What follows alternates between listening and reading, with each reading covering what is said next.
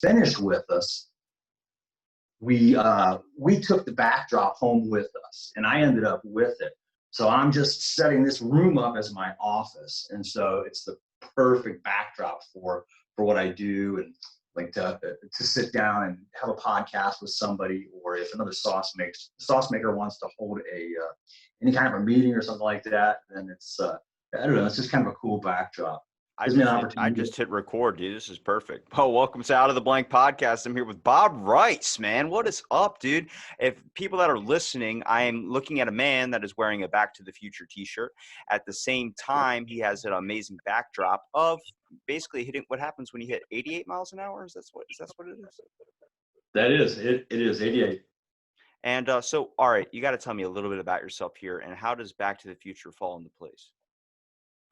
So for me, all the Back to the Future things started with a friend of mine that owns OhioTimeMachineRental. He has a movie prop replica Back to the Future DeLorean that we rent out for corporate events, private parties, that kind of thing. So we go to Comic-Cons, birthday parties, weddings, you name it. Somebody wants to come in and have a private photo shoot with the car. They get to spend time sitting in it, posing around it, going out for a 15-minute ride in the car. It's just kind of a dream time with a Back to the Future DeLorean. So it was actually the owner of this business and car, buddy of mine, Scott. He said, you love to dabble with making hot sauce and work with me with Back to the Future. It'd be really great if you could merge the two of them together. So that, in turn, is how I created my first commercial label for hot sauce. Doc's Fusion Fuel, great Scott, it's hot. And so it's just really been a fun endeavor throughout. But the Back to the Future part of this really plays into it because I just get to feed off of that theme. I even just released a beef jerky using my hot sauce as the marinade. And the tagline on the jerky is Snack to the Future. So, I mean, it's really been something that's fun to play with. And once you start to notice too, I always talk to the people in the pepper community, is the whole fact of advertising. There's always the people that are really good at making sauce, and then there's the people that are usually involved with them. That's kind of the whole point of advertising, getting it out there, if it's a fancy label, but it's mostly on the fact of like people want to be able to relate to it. And I think everyone can relate to Back to the Future. I mean, for me, it was one of those movies where I'm like, I guess when they expected everything to happen, all these we got the tieable laces, I think, but besides that, there's no Jaws 24 or all these other insane things that they were predicting, flying cars. But we all are obsessed with time travel, man. That was a revolutionary movie for me, watching it as a little kid, thinking that if I actually got my car to 88 miles an hour, would I go back in time? Right.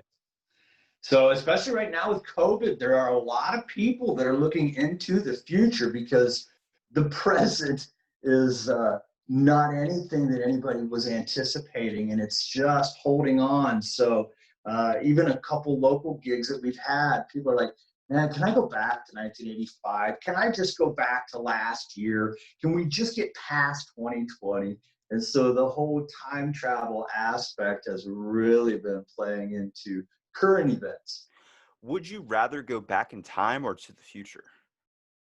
I would definitely go back. I wouldn't want to see what's going to happen because how do I know that I have a future there? I mean, where would I choose? So for me, yes, it would be to go back because I think all of us at some point have a memory or a time that we would love to go back to. We can all have a hope and a dream of what it's going to be like, but who's to say that we're going to be able to do anything about that? So for me, it'd be to go back. Okay, what time period are we talking about here? Because I have two thoughts on this. One is like, I'd like to go back when we're kind of fighting with swords and we're kind of like more like go to like Greece, but way back in the day when like Rome was being built maybe, or, when Greek mythology was such a popularity, because I'd like to learn a little bit more about that. But dude, I'm telling you, this early 20s, my great-grandfather always talked trash on it, saying like, what it was like to get a piece of bread and you'd have that one piece of bread for the whole family for a week. But I was like, yeah, but things were so much better. I mean, just that era, that generation, I would love to go down to a diner and have a shake. I mean, you go anywhere now, it's like even with the COVID situation, you got to wear a mask or you got to do something. I'm like, it just seems like we lost something. Gas used to be a nickel. Now it's like $2.39. I'm like, Yeah, but wages weren't $15 to $20 an hour either. I mean, and it's up and above beyond that and even lower in places. So I don't know how much that's changed, in relationship to things.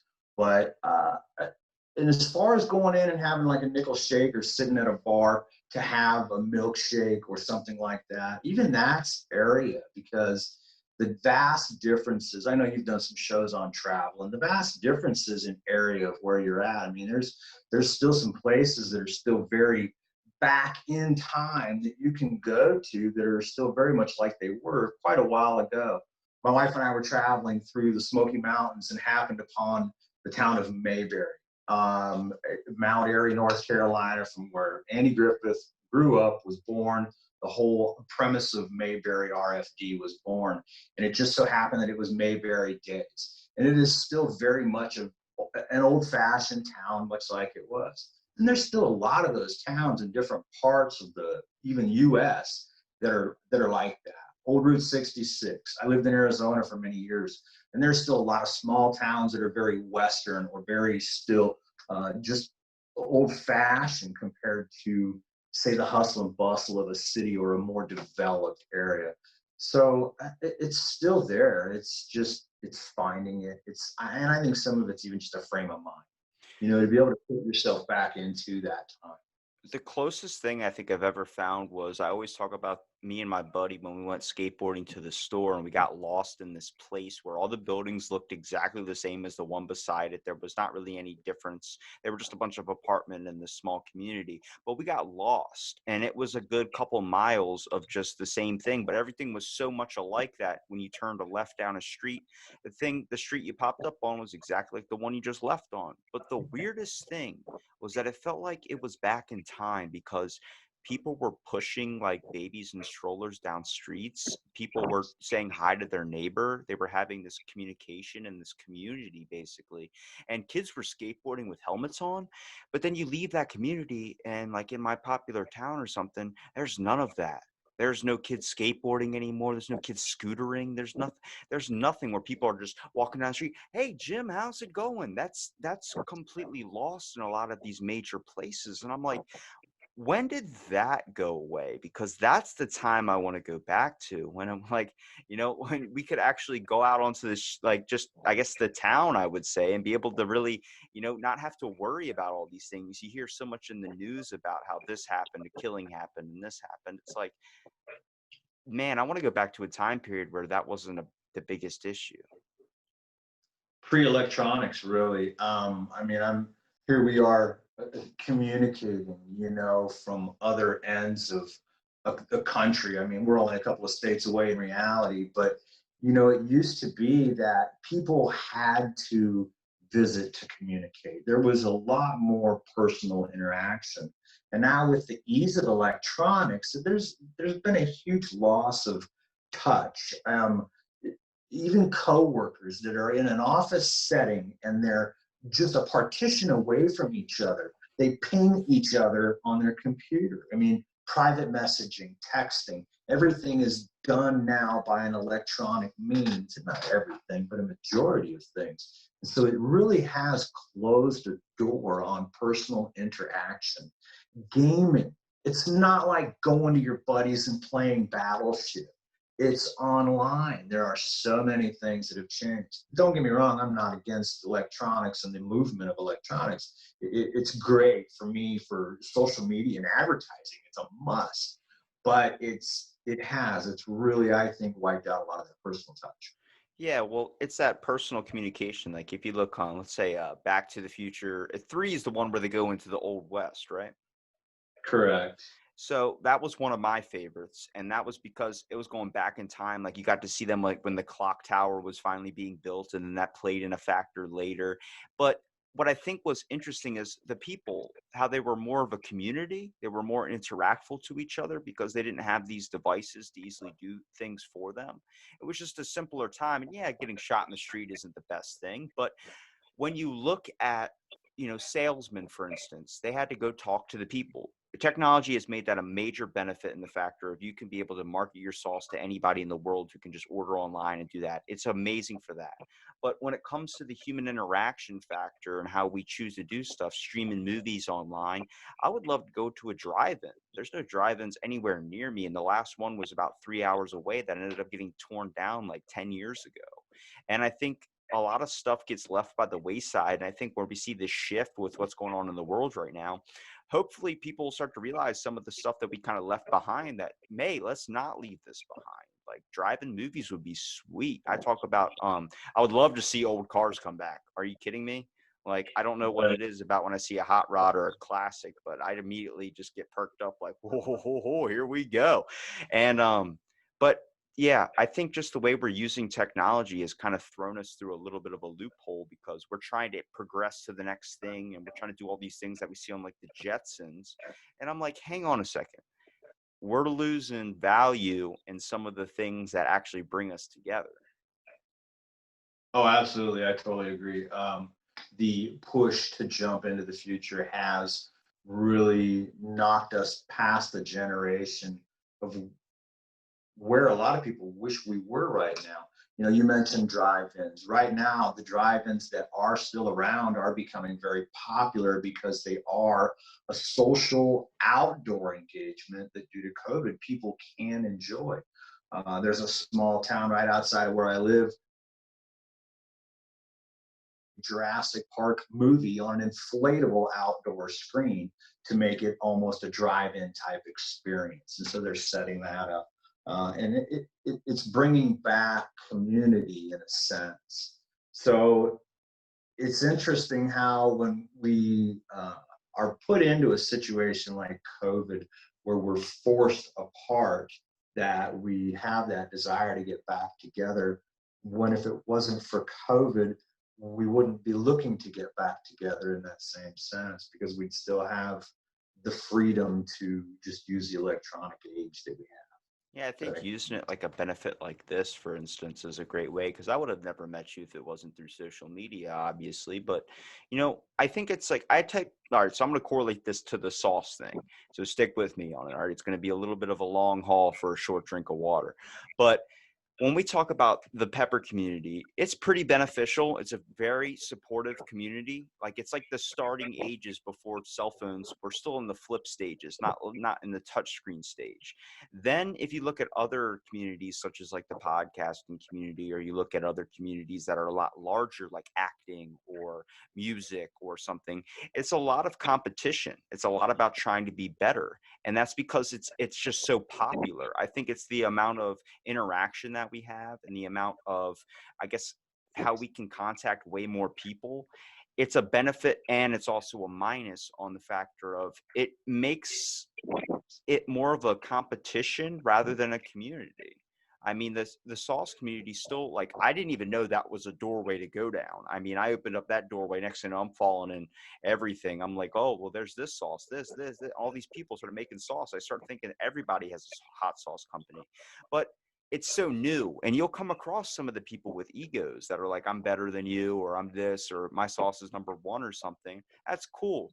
But at the same time, it shows that like it's still very beneficial. It's in the starting stages. And I think I'm trying to figure out how to keep it like that to where it doesn't turn into this thing like a podcasting community or a directing community or something that's movies and all this type of stuff that ends up turning into like, I got more sales than you. Then it's everybody comparing. No, you're very right on a lot of things there. As far as the competition goes, I'm on a couple of hot sauce groups online and once again, more social media. But it's great because it does give me that opportunity for exposure worldwide and even local, which is really what drives my sales. So, but even within those groups, you do see some of the backstabbing. And I think you have that in every culture, of course. But there are definitely people that, yeah, they're bigger, they're better, my product is better, or I have better advertising, I've got more money to pour into it, or whatever it is. And you even see it sometimes at hot sauce shows. Who's got more glitz and glamour? What are they known for? Is it really the product? Is it really the person? Is it just how they set up? And it's sad that that's in every industry. But like you said, the hot sauce industry itself, it is a huge rabbit hole now. I can remember going to a fiery foods show here in Columbus, Ohio, um, which is really where I started generating a huge love of hot sauce. There was Bumblefoot, who is a guitarist for Guns N' Roses at the time, and he was introducing his sauce, so we got to meet him. But so many bands and just so many people now have a hot sauce because it has become so marketable. The food shows, traveling shows, they've all helped bring that about and really make it popular. But it's interesting to see, even within that community, there is a tight knit group of people that are brothers and sisters, they're family. And I don't mean brothers and sisters by blood, but I mean by the tie of the love of what they do. Even on my Instagram page, I publish, I promote other sauce makers' sauces. It's not just about me and my sauce. It's about supporting the industry.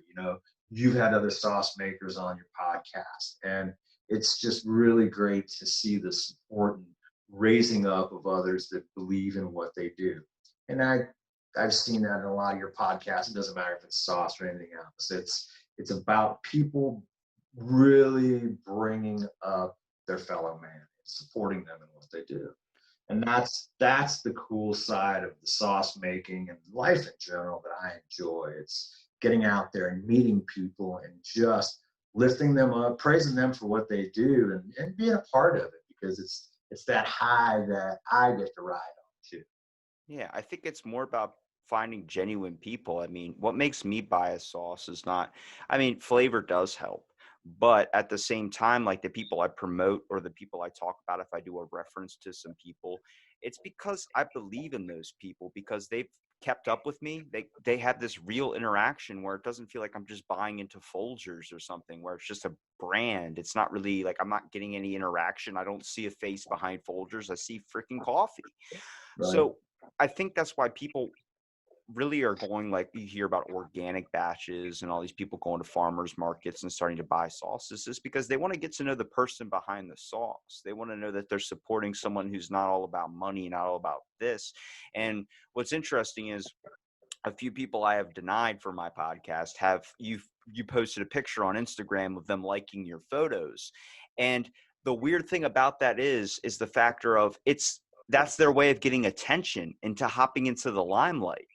It's Sure. liking everything, and then you're like, oh, thanks for the support, but really you're posting their name, and then they're getting out there even more, and then you realize, Right. oh, they're not even following me. I'm like, why is it such this competition thing where you're afraid to follow somebody, you're afraid to talk to somebody or support somebody, you just want fame? I'm like, we replaced our role model image for creativity for celebrity, where we want to be the next Post Malone or something. I'm like, hey, what about instead of trying to get a bunch of people that don't even know your name and don't even really care about you liking you, how about you get a bunch of people that are going to support you and always want to mention you to other people because they love you so much? It's Right.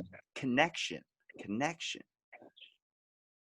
Yeah, yeah, that's a very interesting point. I do. If somebody goes onto my page and they bomb a bunch of likes on my photos, and whether they truly like my page or not, or like what I do, or even purchase my product, sometimes it remains to be seen. And while I do try to give them the respect of thanking them to visit my page, like you said, I do know that it could just be they want that for their own exposure. But at the end of the day, if that's what they're about, people are going to figure that out. I don't have to point that Yeah. And it's like the same thing. Like I never really understood sauce reviewing.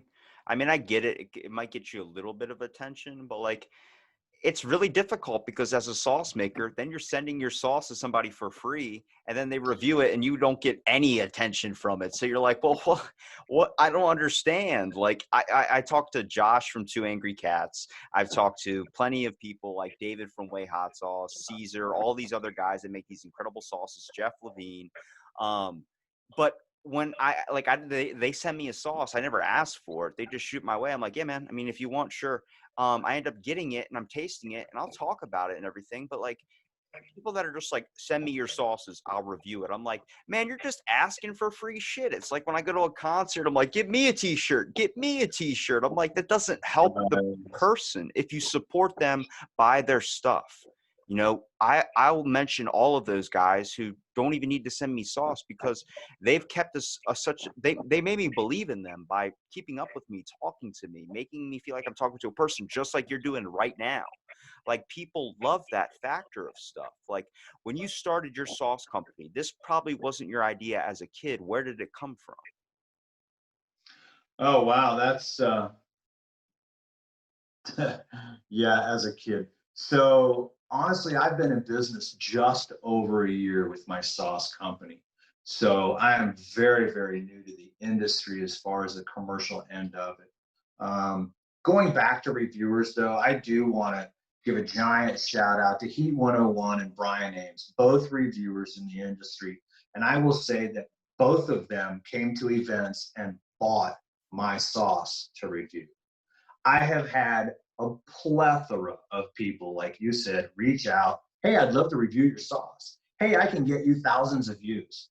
That's fantastic. But if I can't do that on my own honor and product, I'm in it for the wrong reasons, and it's not why I'm here. So back to starting my business. I had mentioned earlier that it was a buddy of mine that owned the Ohio Time Machine prop car that we have that started me into the business. He posed that question, hey, it'd be really cool if you could merge your love of making sauce, because I was just a hobby hot sauce maker at home at the time. If I could merge that with Back to the Future. And so that was how I created my label. I only have one hot sauce at the time, Doc's Fusion Fuel. And it's a Back to the Future themed label, but it's nonetheless a fantastic sauce. My reviews and feedback that I get from people have just been really phenomenal. I've got quite a few repeat customers. You know, it's really nice when somebody sends in an order or they message me directly and they say, hey, I want another 4-bottle offer. And when you go to a sauce maker and you buy 4 bottles of the same sauce, that says something. So for me to just even have the one and still be successful with it is, I would say, successful. I'm happy that I'm turning a buck or two on it. But it really says something. I mean, to me, that's a huge pat on the back. That's a giant thing, because those people, that's my support. It's not the Facebook likes. It's not the Instagram likes. It's that true support as far as purchasing product. Um, as far as getting started in sauce making, I owe a lot of my success and upbringing to John Hart. He's one of the huge hitters in the industry. I was fortunate enough when I moved back to Ohio in 2010 to be in the same town that John worked and lived in Westerville, Ohio. So I went down to the Fiery Foods Festival here in 2010, and I happened into the hot sauce market world, and I was just blown away.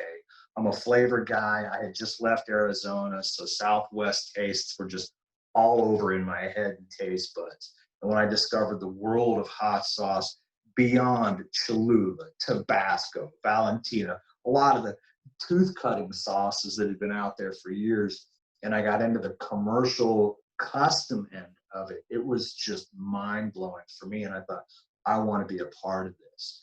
And so after a couple of shows, hanging around John's store, tasting many, many of their sauces, I became enamored with it. I actually got to work in the kitchen at John's for a while as an employee. So it gave me a great behind the scenes opportunity of what really went into making and bottling sauce.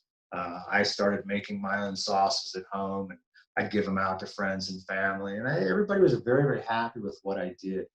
But I was making it to please people's palates. It wasn't about a fancy label. It wasn't about, hey, look at me. I wasn't turning a buck on it. It was just something that I really enjoyed doing. So to go from that to where I am now, having my own label on a bottle has just been so much fun. And then, like I said earlier, you know, just to recently launch this past month the beef jerky, it's been another great success. My sauce is extremely smoky, so when people first taste it, they go, "Oh man, this would be really great on some pulled pork, some beef, some chicken." So to me, it was a no-brainer to go ahead and marry it up with Jerky, and it's just been received phenomenally. Jerky is a factor close to my heart. I'll give him a shout out. Irish Mike, he does jerky reviews and stuff. But we were talking about making his own jerky. I want something that's not like Jack Link's. I'm sorry, I know people love that whole thing, but it's like Lay's potato chips. It's a false bag of dreams. I'm telling you, they give you what, like 3 or 4 pieces of jerky for like $15 in a giant bag, and those 3 or 4 pieces are amazing, but that is so cost ineffective. It's the same thing you see with most hot sauce companies. They they sell like not like the small brands or like the homeowner, that guys that start their own business, but like Heat Nest, all these major ones you see on Hot Ones. $85 for 4 fucking sauces? I'm sorry, pardon my French, but good God, how is anybody going to be able to do that? And if you are spending money on that, why don't you look at other people that have, in my opinion, way better sauce, depending on what you want, if it's taste, depending on if you want heat, and it's way cheaper. You can get 20 bottles for that price. I mean, Right. but this is where we talk about the time thing, for instance.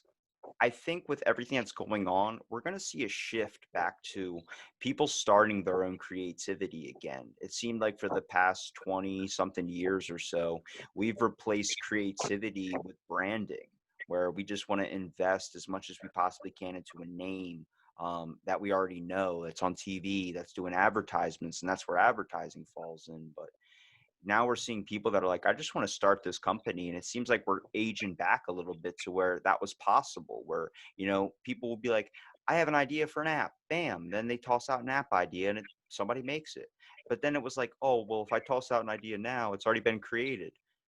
So, well, maybe you should look a little harder for the creativity. I know it's hard, and I don't think anything that's supposed to be beneficial is supposed to be easy. If it is, then you might have talent for it. But the whole aspect of it's supposed to take a little while. You're supposed to marinate on these ideas. And once you come to that conclusion, you start something. But people were afraid to take that risk. And I think with everything that happened where people were ended up stuck inside their home or doing something like this, it made them realize, like, what risk was I so afraid of taking? Playing it safe, working for a job that ends up putting me on the back end because, everything's shutting down. No, I want to do something for myself, much like yourself, where you're selling a sauce and it's feeding your soul. I mean, every person that buys it, that has to be like a major flattering thing for you. Like, holy crap, like someone loves something I've created and spent time into. Right. Oh yeah, it is. It's totally a skirt lifter. It's a big ego booster anytime I get an order. Uh, like I said before, to get a repeat customer, that really says so much. Or if I am out doing a tasting event and somebody says, "Oh yeah, I tasted your sauce before, and I've been telling all my family and friends about it." I mean, that's a moment of pride. It's not that I have to see my advertisement somewhere or that I've made it to Hot Ones. I don't know. I don't want to be so big that I get lost for who I am and what drove me to be where I'm at. My love for the industry. And I'm not saying everybody out there's like that that's gone into Hot Ones. Don't get me wrong. But in the beginning when I was first starting my company, people were like, "Oh yeah, you need to get on Shark Tank." It's like, first off, I don't watch Shark Tank. Don't Number two, I don't want to give them my money. I want to be in this for me, Yeah, not don't watch somebody Shark else Tank though. to Don't just blow them up. That's ridiculous. What I can't even fathom having $25,000+ to start a business. I started with a handful of cash out of a savings box we had in the basement. I mean, I didn't take out a loan. So everything I put into this company was mine. And everything I get in this company goes back into it. I don't draw a paycheck off of this. There's people out there, that's all they think is it's money, money, money, hand over fist, and you're getting rich.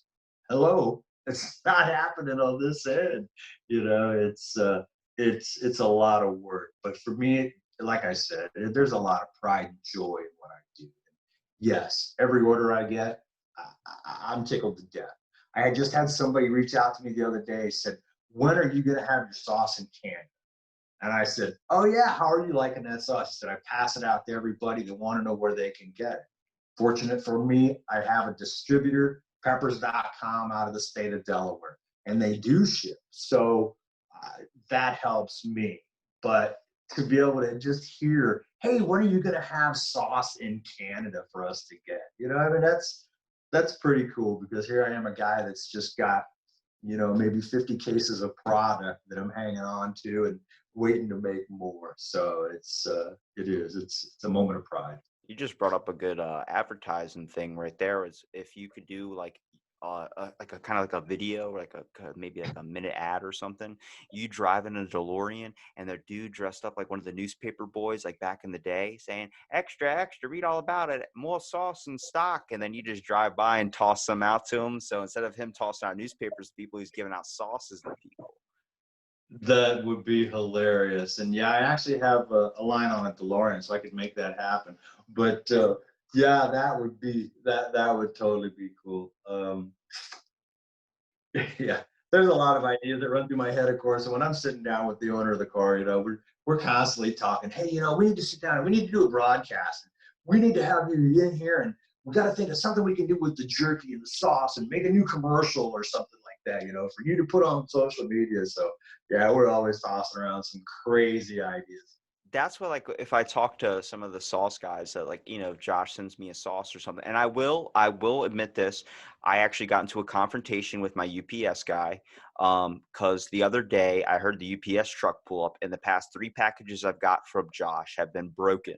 And when you send me sauce, I go through a bottle of hot sauce in a day, so it's like sending me a gallon would be enough to supply me for a little while. But I usually just go to Walmart and get like the giant bulk ones or something. But I just took a break from it for a while. So the past 3 packages that have came from me have been broken. And I'm like, what the fuck is going on?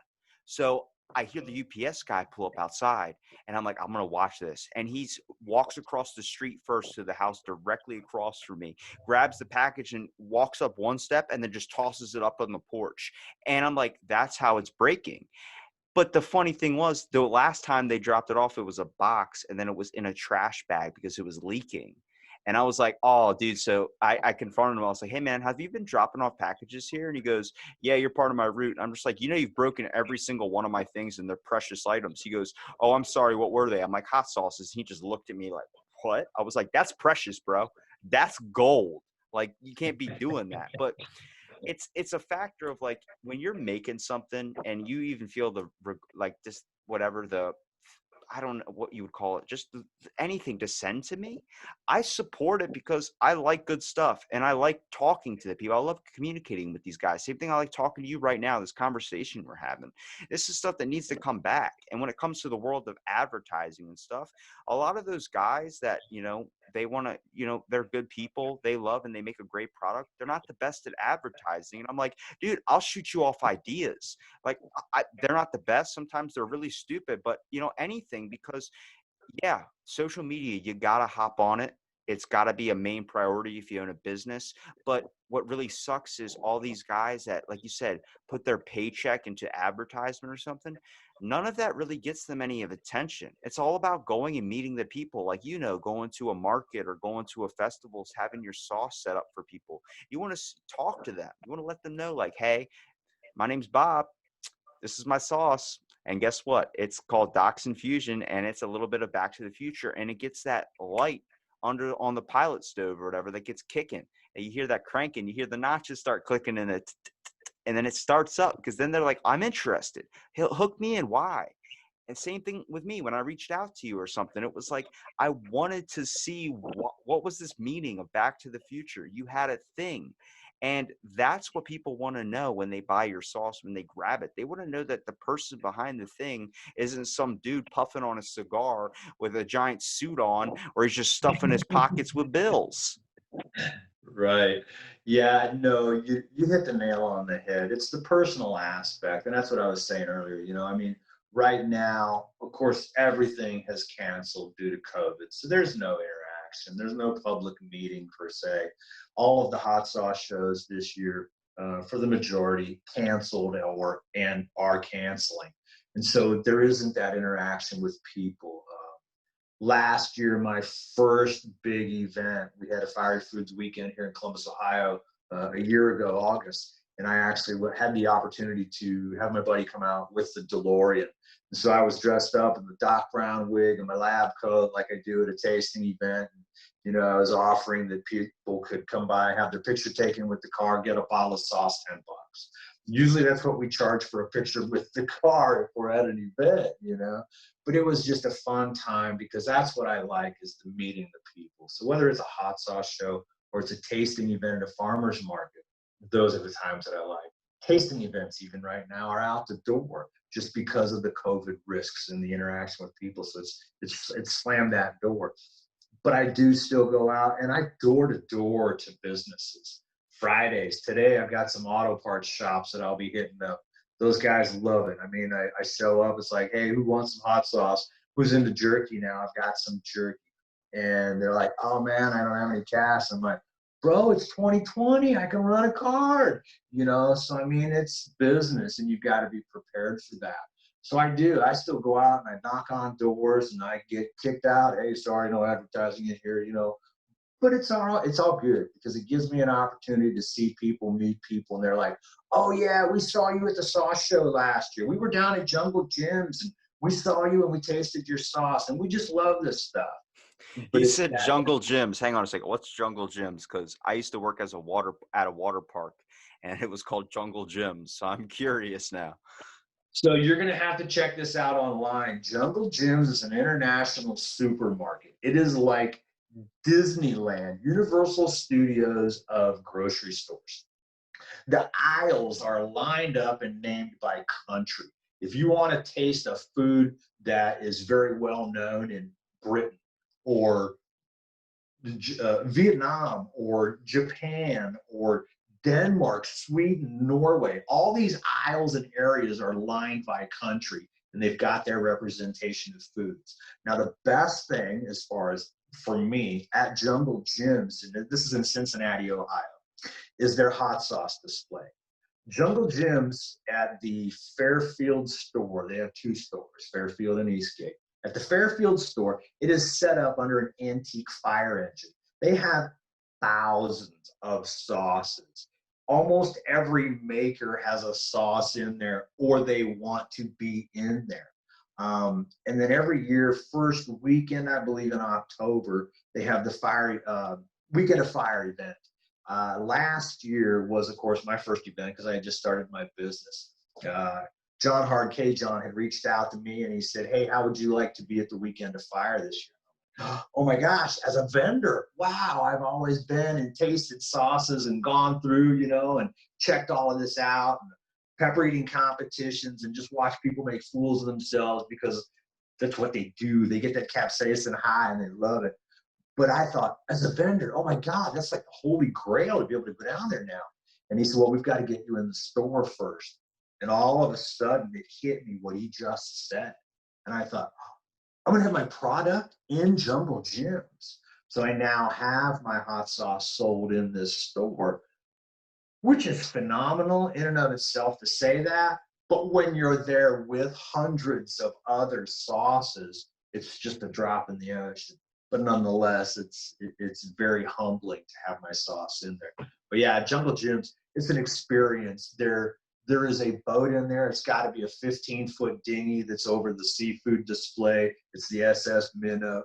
There's a full life-size Amish buggy over the cheese and butter display. It is just, like I said, it is Disneyland of grocery store. It is amazing. It is a day trip. It's just, you don't go without a cooler because you're coming home with groceries. It's just cool. That sounds like an experience. My experience was a little bit different at the water park I used to work at, kind of like the opposite, I would say. But there's like a good, like they have one of like the longest lazy rivers. And I remember working there for so long. I'm like, I'm good at swimming. I can hold my breath pretty long. So I went from the start all the way to the finish trying to hold my breath. And I swear at the ending, it's like the lights are getting dimmer. You're seeing the white light at the end of the tunnel and starting to black out a little bit. I'm like, I ended up finishing it, but at the same time, it was like, it was like meeting God, and that was an experience for me, a drop in the ocean, I would say.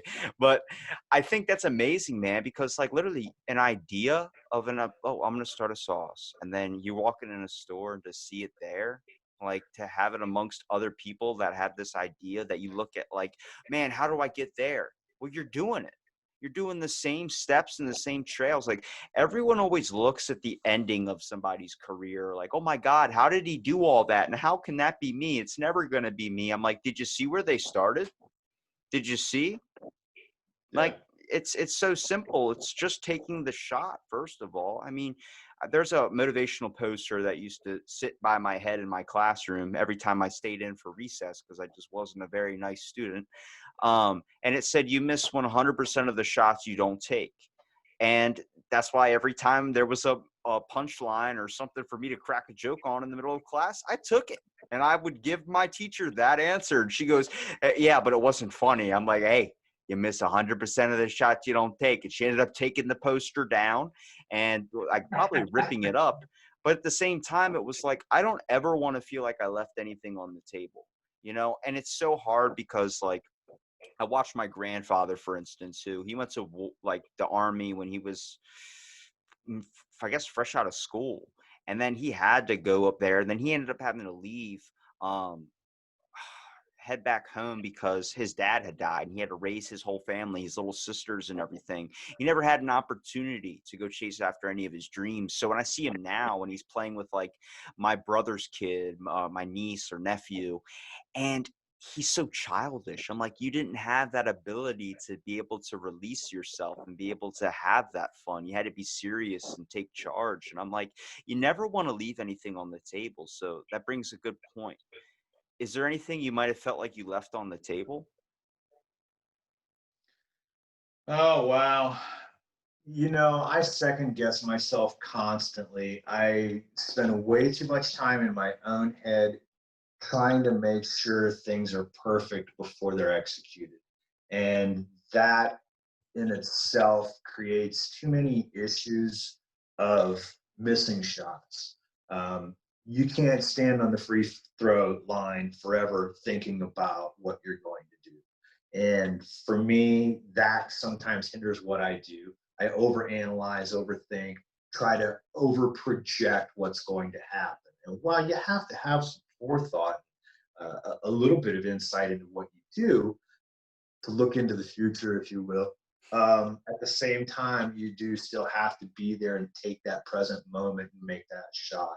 Um, I do. I mean, I guess you'd call them regrets, things that I wish I would have done, but I still have time too. Nothing that's ever really killed what I'm doing, but things that I wish I would have done differently. But it helps me because I can sit back and I can see that and I can say that and learn from it. And so, people say, well, when are you going to come out with another sauce? When are you going to come out with one that's hotter? Or when are you going to come out with one that's milder? When are we going to see your next one? I don't know that. I mean, when I first started this endeavor, I was going through some really horrible symptoms of Lyme disease. I chose not to become licensed in my own kitchen to make my own sauce, so I got a co-packer. That way, if I did have a debilitating time of my struggles, I could at least call in and say, hey, listen, I need another run of sauce. Let's do this. And I knew that it would be taken care of. So I regret now that I didn't start a few things differently. It's not that I can't change, but I wish that I would have taken a little more initiative in what I totally did myself. But I don't want to just get into myself too much and not relinquish some of that control. Um, I would have put out a few more sauces. I had intended to put out 3 sauces within my first year, but it's given me time to really dive into the one sauce that I have and just really explode and expand on it. It's helped. It really has. I have people tell me that they're like, so are you going to turn out another sauce? Because even if you didn't, I would understand because you've got a great one right now. And so just to hear that, I mean, that's fantastic. I don't have to have 20 different labels of sauce out there to be somebody. I'm fully happy with having the one sauce, but There's it some also gave me. people out there that are like the DJ Khaled, I would say, of hot sauces, where it's like another one. And you're like, that's 20 in a year. What are you adding differently? This one just has what, a hint of pineapple to it? It tastes like the original. But then I was talking to I don't know if you know Caesar's smoking hot sauce. He spent 15 years trying to create that original recipe, and it's damn good. I always recommend his for a taste factor. But then we created one in a podcast, and he's like, I'll have to keep sending it to you. I don't think the flavor's right. It's off. It's not right. It's not right. And I'm like, dude, you have one sauce in 15 years you've been doing this. Like, you need another one out there. But it's the factor of he put so much time and effort into making that great sauce. Sometimes you can be a one and done. Sometimes you can be a classics man. Sometimes I prefer the classics. You know, you don't need to make a trilogy. You don't need to make a sequel to a sequel to a sequel. It ends up turning into Batman. We're like, I don't want to watch Ben Affleck. I don't. I'm just not interested at all. But that's what I think it is if you feel like you're doing what you've done and you don't want to create another one and you want to keep the original and it's that good, people are going to buy it.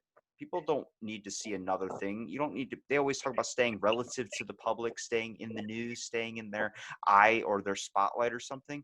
Nah, sometimes like that one can just be so memorable where they'll always refer back to it like I do. I refer back to his, I refer back to people that have put so much time and effort into something. And I think that's what's needed nowadays. Oh, absolutely. No, I'm all about just doing what's good, what's right, what's working. I don't get me wrong, I'm not afraid of risk either. I definitely have other recipes that I've been making at home. I've got 5 other recipes that I would just love to turn out tomorrow.